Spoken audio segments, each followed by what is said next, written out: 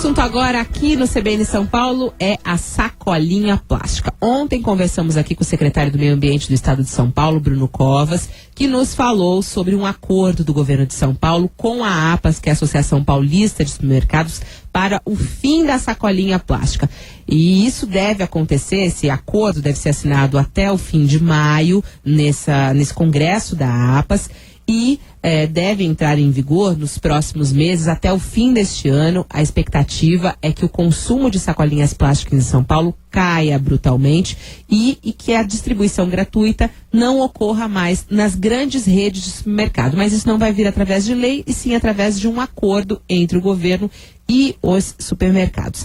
E a associação, enfim, as indústrias que trabalham com plástico reclamam dessa novidade no governo do estado de São Paulo. Por isso nós estamos na ponta da linha para ouvir o outro lado dessa história, que é sobre os produtores do plástico. Estamos na ponta da linha com o presidente da Plastivida e também do Instituto Nacional do Plástico, o senhor Miguel Baiense. Olá, bom dia. Bom dia, Fabiola. É um prazer falar contigo, com teus ouvintes. Bom, a Plastivida, ela é contra o fim da sacolinha plástica em São Paulo? A Plastivida é contra o fim das sacolinhas plásticas em São Paulo porque não há qualquer razão científica, econômica, social que justifique tal posicionamento.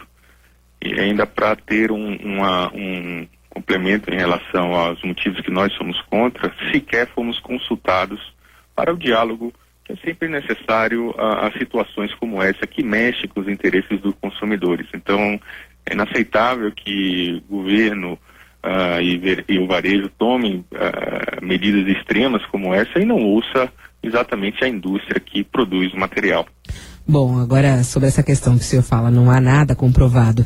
É conhecido de todos, né? Ambientalistas falam, inclusive ontem o secretário do Meio Ambiente, Bruno Covas, falou aqui que há inúmeras pesquisas que foram baseadas, inclusive, nessa decisão do Estado de São Paulo, da poluição que acaba causando a sacolinha plástica quando ela é descartada no meio ambiente, em que, enfim, ela acaba aparecendo nos oceanos, ela acaba até, inclusive sendo consumida por peixes, enfim, no oceano, que acaba causando também um problema de saúde ambiental de uma forma geral. Tem esse outro lado também que é discutido, é importante a gente deixar claro aqui. Agora, em relação ao que é possível fazer, porque o uso da sacolinha plástica ele já vem sendo banido em boa parte do mundo, em vários países a distribuição das sacolinhas já não ocorre de forma gratuita. O que a Plastivida pode fazer para tentar buscar uma alternativa, já que isso talvez não tenha mais acordo?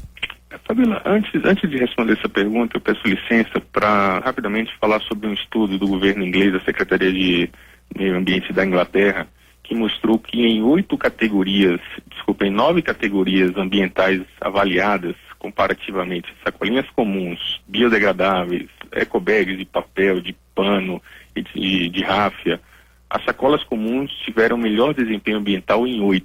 Então, a gente entende que uma coisa é achar o que polui e o que não polui, outra coisa são os dados científicos de uma pesquisa como esta. Mas de base, com essas informações e por acreditarmos que as sacolinhas são sim sustentáveis, as sacolinhas comuns, a nossa proposta, em sendo chamado para o diálogo, na verdade é mostrar o que já vimos fazendo há 3, 4 anos, que é o Programa de Qualidade e Consumo Responsável de Sacolas. Por quê? Acreditamos que a solução não está no banimento, seja por força de lei, seja por acordos voluntários como esse, e sim está na educação da indústria em fabricar sacolas de qualidade, na educação do poder público, para que ele se responsabilize pela coleta seletiva. A gente vê um aumento da produção de lixo muito significativo nos últimos anos pela inclusão do crescimento do poder aquisitivo de diferentes camadas sociais, mas a gente não vê o aumento da coleta seletiva no país, que atinge somente 4% das cidades. E também do varejo, para que a gente consiga fazer com que o varejo não coloque uma sacolinha dentro da outra e eles orientem o consumidor para que usem uma sacola de qualidade para suportar até 6 quilos de compras. Então a gente lançou o Programa de Garantia de Qualidade e a Escola de Consumo Responsável, que orienta o empacotador no supermercado a utilizar somente uma sacola para suportar até 6 quilos. Evidentemente que estamos falando das sacolas e daquelas redes que só compram produtos dentro da norma ABNT. Então, essa educação é fundamental. E é possível trabalhar apenas com sacolinhas biodegradáveis, não? Primeiro, não existe uma produção que suporte a demanda que vai haver. Hoje no Brasil são fabricadas 14 bilhões de sacolas. Desde que o programa foi lançado em 2007, eram 18 bilhões. Nós já conseguimos uma redução de 21,8% de sacolas. Nossa estimativa é chegarmos no final do ano de 2011 com 26,3% a menos de sacolas no mercado brasileiro.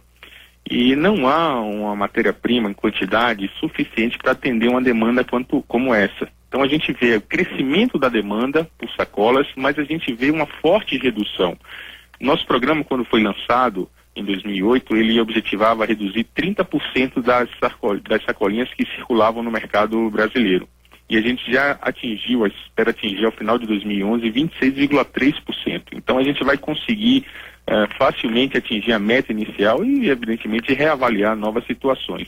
Nenhum outro produto, a opção, teria uma quantidade de matéria-prima suficiente para atingir uma demanda como essa. Bom, há alguma estimativa de desemprego, por exemplo, em relação ao fim das sacolinhas plásticas, o impacto disso nos empregos no estado de São Paulo? Eu diria que não só nos empregos, mas também nos ICMS, nos impostos que geram para o estado e para as cidades também, porque estamos falando no Brasil em torno de 30 mil empregos e em São Paulo algo em torno de 6 mil empregos. É uma indústria que fatura aqui no estado em torno de 1 bilhão de reais. E estamos falando em torno de 200 empresas. Então, não só esses postos de trabalho serão perdidos, empresas que já investiram recentemente em maquinários para atender a demanda, embora a gente trabalhe sempre com a redução, uma quantidade de empregos significativa e, sem dúvida, faturamento que trará sérios impactos para o Estado em termos de receitas. E é por isso, são diversos aspectos que envolvem uma decisão como essa, a penalização ao consumidor. Por que o consumidor tem que pagar 19 centavos por uma sacola que é biodegradável, sendo que, aliás, uma informação que eu ouvi há pouco, dada pelo Sérgio Abrantes, ele mostra, e é um dado realmente científico, que 58% do lixo brasileiro é lixo orgânico. Lixo orgânico é lixo biodegradável, é resto de comida. A própria sacolinha tem na matéria-prima, essa sacolinha biodegradável, o amido de milho, que também pode ser feito a partir de batata, enfim, uma série de alimentos, por assim dizer.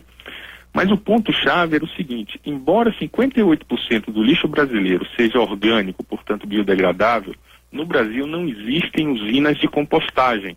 Para que o ouvinte entenda melhor, a compostagem é o processo com que ocorre a biodegradação. Ok, olha, eu agradeço demais a sua entrevista aqui na CBN. Conversamos com o presidente da Plastivida, Instituto Nacional de Plástico, Miguel Baiense. Tem aí o repórter CBN.